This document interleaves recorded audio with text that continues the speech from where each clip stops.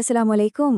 जैसा कि बिल्कुल वाज़ेह डिमांड थी कि ENG 505 के लेसन 4 की एक ऐसी मुकम्मल और टू दी पॉइंट वीडियो चाहिए जिसमें MCQs के हवाले से एक एक अहम चीज़ कवर हो, तो ये एक्सप्लेनर बिल्कुल इसीलिए तैयार किया गया है। इसमें हम लेसन 4 की हर उस छोटी बड़ी डिटेल को कवर करेंगे जो पेपर के पॉइंट ऑफ व्यू से इंतहाई अहम है। तो चलें बिना वक्त ज़ाय किए शुरू करते हैं।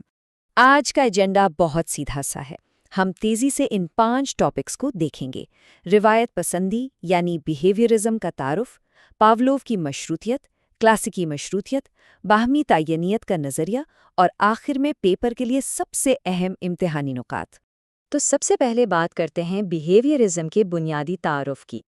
अब ये जो स्लाइड है ना, ये MCQs के लिए लिटरली एक गोल्ड माइन है। इसमें मौजूद नाम और तारीखें पेपर में बार बार पूछी जाती हैं। 1890 की दहाई में इवन पावलोव ने पावलोवियन कंडीशनिंग दरियाफ्त की। फिर 1913 में जॉन वॉटसन ने इस तहरीक का बाकायदा आगाज़ किया और उसके बाद 1970 में एल्बर्ट बेंडूरा ने रेसिप्रोकल डिटर्मिनिज्म का नज़रिया दिया। ये तीनों टाइमलाइंस जहन में बिल्कुल फिक्स होनी चाहिए। अब एक टर्म आती है टबोला रासा। सुनकर थोड़ा अजीब लगता है ना, लेकिन इसका कॉन्सेप्ट बहुत सिंपल है। इसका मतलब है एक कोरी स्लेट। रवायत पसंदों का मानना है कि इंसान जब पैदा होता है तो उसका दिमाग बिल्कुल खाली होता है, कोई पैदाइशी इल्म नहीं होता। जो कुछ भी हम सीखते हैं वो सब बैरूनी हिस्सी तजुर्बात और इर्द गिर्द के माहौल से आता है। इम्तिहान में ये डेफिनेशन अक्सर पूछ ली जाती है। अगर हम बिहेवियरिज्म को क्लासरूम की प्रैक्टिस में देखें तो इसकी कुछ बहुत ही क्लासिक मिसालें हैं, जैसे कि रट्टे वाला काम यानी ड्रिल, बार बार एक ही चीज़ की प्रैक्टिस, बोनस पॉइंट्स देना या ज़ुबानी तौर पर शाबाश कहना। पेपर्स में अक्सर ये ऑप्शंस देकर पूछा जाता है कि ये किस थियोरी की मिसालें हैं, तो ये याद रखना है कि ये सब बिहेवियरिज्म के अंडर आता है। अच्छा, अब चलते हैं अपने दूसरे अहम टॉपिक की तरफ, यानी पावलो की मशरूतियत। अगर हम थोड़ा माजी में जाएं 1890 की दहाई में, तो एक रूसी फिजियोलॉजिस्ट थे इवन पावलोव। उन्होंने बड़ी दिलचस्प चीज़ नोट की, और वो भी बिल्कुल हादसाती तौर पर। उन्होंने देखा कि कुत्ते महज एक घंटी बजने की आवाज़ पर ही लुआब दहन यानी सलाइवा पैदा करने लगते हैं, और बस यहीं से ये साबित हो गया कि एक बैरूनी मुहर्रिक कैसे एक मुकम्मल गैर इरादी हयातियाती रद्द-ए-अमल पैदा कर सकता है। यहाँ एक कानून है जिसे लॉ ऑफ टेम्पोरल कंटीग्विटी कहते हैं, और सच पूछे तो ये टेस्ट के लिए एक्सट्रीमली इम्पॉर्टेंट डेफिनेशन है। ये इस वक्त लागू होता है जब दो मुहर्रिकात एक साथ बिल्कुल थोड़े से वक्त के वक्फे में महसूस किए जाएं, जिससे दिमाग उनके दरमियान एक पक्का कनेक्शन बना लेता है। अब ये जो मखसूस अल्फाज की लिस्ट स्क्रीन पर है, इसे तो बिल्कुल जहन नशीन कर लेना है। Unconditioned stimulus, conditioned stimulus, conditioned response, extinction, spontaneous recovery, generalization और डिस्क्रिमिनेशन। पावलव के तसव्वुरात की पहचान के लिए MCQs में ये अल्फाज बार बार सामने आएंगे। एग्जाम में एक बहुत कॉमन ट्रैप होता है जहां गैर मशरूत और मशरूत चीज़ों को आपस में मिक्स कर दिया जाता है। याद रखने की ट्रिक ये है कि खुराक देकर लुआब आना एक कुदरती रिस्पॉन्स है, जबकि घंटी सुनकर लुआब आना एक सीखा हुआ यानी कंडीशन रिस्पॉन्स है। इन दोनों का फ़र्क क्लियर होना बहुत ज़रूरी है। चलें जी, अब बढ़ते हैं तीसरे हिस्से की जानिब, क्लासिकी मशरूतियत। 1913 की बात है। जॉन वॉटसन ने पावलोव के आइडियाज़ को एक नई शक्ल दी।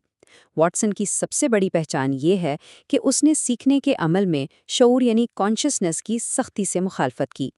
इसका मानना था कि गैर जानिबदार चीज़ें भी मशरूत हो सकती हैं। ये जो शऊर की मुखालफत वाला पॉइंट है ना, ये क्लासिकी मशरूतियत का एक बहुत ही कलीदी फ़र्क है। इस पूरी साइंसी थ्योरी को वॉटसन ने 3 बहुत ही ठोस और सिंपल मराहिल में तकसीम किया है। पहला, मशरूतियत से पहले का मरहला, दूसरा मशरूतियत के दौरान, और तीसरा मशरूतियत के बाद। MCQs में अक्सर इन मराहिल की दुरुस्त तरतीब पूछी जाती है। अब हम आ गए हैं चौथे हिस्से पर, यानी बाहमी तायनीत का नज़रिया। 1970 में एल्बर्ट बेंडोरा ने एक बहुत बड़ा खलापुर किया। उसने रेसिप्रोकल डिटर्मिनिज्म का नज़रिया पेश किया। बेंडोरा ने खालिस रिवायत पसंदी में इल्म और माहौल का इजाफा कर दिया। उसका मानना था कि हमारा रवैया दरअसल हमारे दिमागी अमल, हमारे बिहेवियर और हमारे माहौल के आपस में टकराने से बनता है। بینڈورا کی سوشل لرننگ تھیوری دراصل اس بات پر فوکس کرتی ہے کہ ہم اپنے ماحول کے مشاہدے سے کیسے سیکھتے ہیں، اور سب سے امپورٹنٹ بات، واٹسن کا بالکل برعکس، بینڈورا کا کہنا تھا کہ محرک اور رد عمل کے درمیان ایک سوچنے سمجھنے کا پروسیس یعنی میڈیٹنگ پروسیس بھی ہوتا ہے۔ اور اس پروسیس کو ہم ان 3 سٹیپ سے بآسانی سمجھ سکتے ہیں۔ سٹیپ 1، ہم دوسروں کو یعنی ماڈلز کو کچھ کرتے ہوئے دیکھتے ہیں۔